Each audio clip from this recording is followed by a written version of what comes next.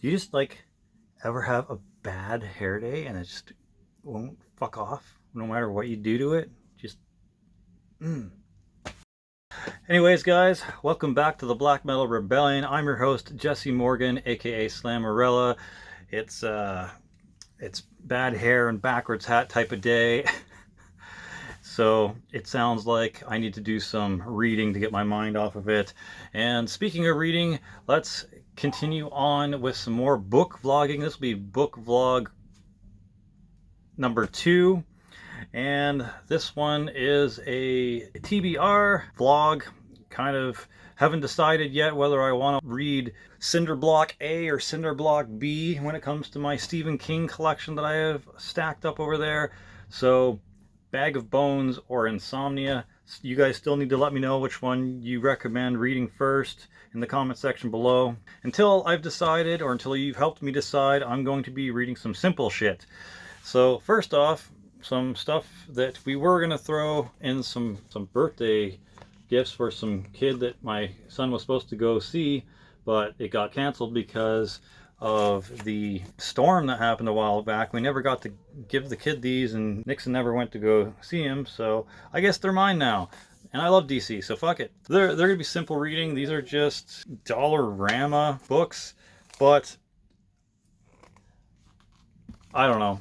I like kiddish comics and stuff like that, and I love the Justice League animated show, so there is no way I'm giving away a Justice League animated comic with fucking Ted Kord as the Blue Beetle on the front. Just no way, man. Just, it's not happening. I love Ted Kord's version of the Blue Beetle. The whole high-tech Jaime Reyes thing is neat, but it's too Iron Man-y for me. So, yep, got this on the to be read list. Super thin, about my level of reading, so lots of pictures in it. So fuck, I'm not doing myself any justice or favors here in this video. But there's one, Monitor Duty. Another one right after that is going to be Batman the Brave and the Bold with Shazam and Psycho Pirate. So there's that. That's interesting. It's another Dollarama DC book.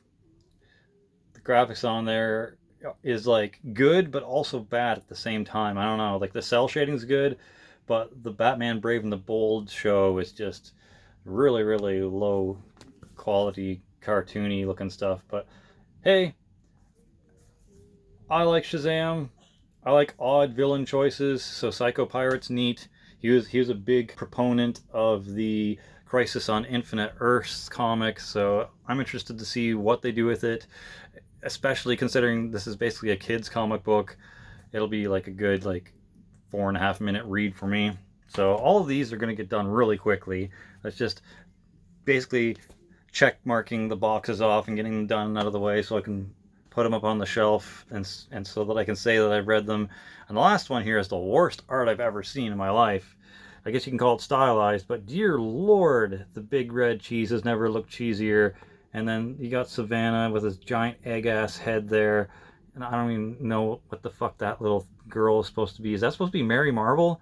Are you shitting me? Is that really who that's supposed to be? But Come Together, it's called? I don't know. I really hope the art all the way through the book isn't like that. I should probably just take a quick look. Oh no. It looks like Hanna-Barbera artwork. Look at this. No. Oh boy. I am not going to be able to take this one seriously. On top of it already being a kid's comic book, so that'll be fine. I might just... I don't know what I'm going to do with this. But that's on the list. So those simple things down and out of the way. Then I got some actual reading material to go through. But I want to show you this first because it's still more comic booky type of things. If you guys know, I've already got Stephen King. The wife knows I like Stephen King. She likes Stephen King. She was at the store recently.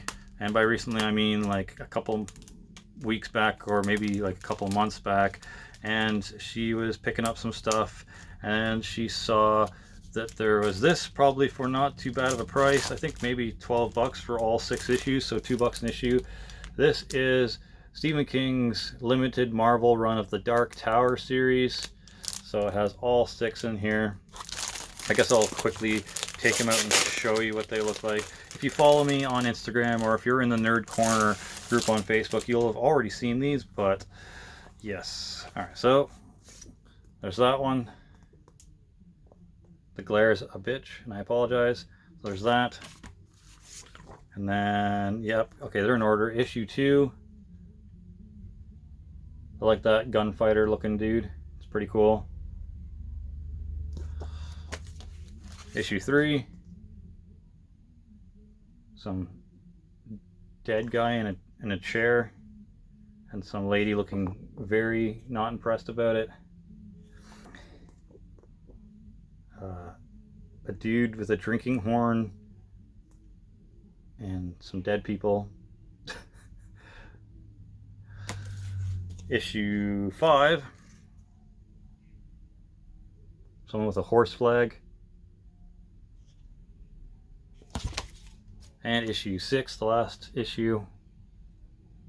Someone looking like he just reached the Planet of the Apes base. Kind of looks like a cross between like Planet of the Apes base mixed with like maybe some desolate version of the Institute from Fallout 4. But hey, anywho, I'm planning on going through all these probably pretty quickly too. I'm interested in the Dark Tower. The movie was a little weird. I am not a fan of Matthew McConaughey at all, and he was kind of a joke to me, and him as a villain isn't very believable in my opinion either. So that was kind of hard to take him seriously as a villain, but the rest of the movie seemed okay. Looking forward to reading this limited Marvel series of Stephen King's Dark Tower. If you've read it, let me know what you think. I know Azeg from Azeg's Abyss has read a little bit of it, I think, and he said it was pretty decent considering what little he read of it. Should be pretty interesting. Alright, now the next thing is all one related comic character, pulp fiction character. Now, what I'm talking about is the Spider. Look how old this is. This is from 1932 or 33. I'm not exactly sure which this book is actually from. It's one of those, but I started reading this back when I got it, probably 10 years ago, maybe more, and then I just kind of stopped. As you can see, my bookmark is a Marvel Comics thing from a shirt I probably bought, but I use that as a bookmark, which is pointless because I'm not going to save this. I'm going to start rereading it again. I only made it halfway through the first book. Clearly, I need to start this again. And what this is an old pulp fiction novel, a Mystery Man style. Yeah, 1933. That's when it's from. And it's sort of like The Shadow, or the Green Hornet, or those old fedora and trench coat wearing Mystery Men type of superheroes before they started wearing spandex and getting mecha armor and all that kind of stuff. This was like the lawman, detective, outlaw, superhero look before they went all tights and all wild fantasy kind of crazy stuff. This was still kind of your rootin' tootin' pulp fiction, Mystery Man, outlaw superhero stuff. So this was the very first pulp fiction novel with the spider. This one's called The Spider Strikes. It's got that cool red spider thing that he has on the bottom of his lighter, I think, and a ring that he uses to punch into people's faces, sort of like the Phantom. That was a weird Billy Zane movie, if you ever saw that one. The other movie that came out, the more modern one, was kind of neat. I like that. I'll have to watch that again if I can fucking find it. I have a copy of it, but anywho, gotta reread this. It is, how many pages? It's not that many. It's only 157 pages, so roughly the same amount of pages as my first book, actually. And if I could squeeze it down to this small, that'd be neat, instead of that giant fucking 12 by 12 thing, if and whenever I get that published. So this cover's obviously seen better days. I've seen a couple on Amazon that I think about are $9 plus shipping that might look a teeny bit better than that. So if you're interested, they're still available, and they're pretty interesting. I mean, it's old, you'll have to get used to the style, but they're pretty interesting. So that's on my TBR. And the back of it, as you can see, kind of gives you a sneak preview to the second book in the series, and that's The Wheel of Death. And The Wheel of Death is the book cover that I did a restoration of on my Redbubble site, just because of how striking the image is. I just like that duster, cape, trench coat look with the fedora and domino mask, carrying an old 6-shooter. And once the ratings came into place, the 6-shooters ended up becoming the sleep guns. They shoot sleeping gas in your face instead, so it wasn't good guys shooting bad guys directly in the face. But yeah, I love that old cover. If you are interested in these kind of things and you like these books, go check out my shop and go maybe make a purchase of the restoration that I did for my shop. Really, really love it. Can't wait to get a copy myself. And can't wait to finish the first book so I can move on to the second one here. And once again, if you're interested, they're on Amazon and probably eBay, so you can get yourself a copy of these and read these old pulp fiction novels as well. This one's even shorter though, at 143 pages. And if I really enjoy these, I might start picking up more of the series if I can find it. They are old, like I said, they're from 1933, so you might have a bit of trouble trying to find all of them in the series. I think there is a lot of the books, so there's probably about 50 or 60 different books if I can remember correctly. So there's a bit of a back catalog to, you know, go through if you ever wanted them. And they're not too expensive. These, I think I said, were around anywhere from $7.99 to $9.99 a pop plus tax. So you might find some for cheaper, you might find some that are a little more expensive. But yeah, looking forward to checking these out again and reading through them fully and catching myself up on the story of the Spider, Master of Men. On top of that, we have another novel. This one's like a big one though, and a little bit more modern, I think. I'm not sure what this one's from. This one's a remastered 2004 version of The Empire of Doom by the Spider, Master of Men. And as you can see, it's a little bit bigger than the old pop fiction novels. And I think there might be some illustrations in it, but it's not quite a graphic novel. It's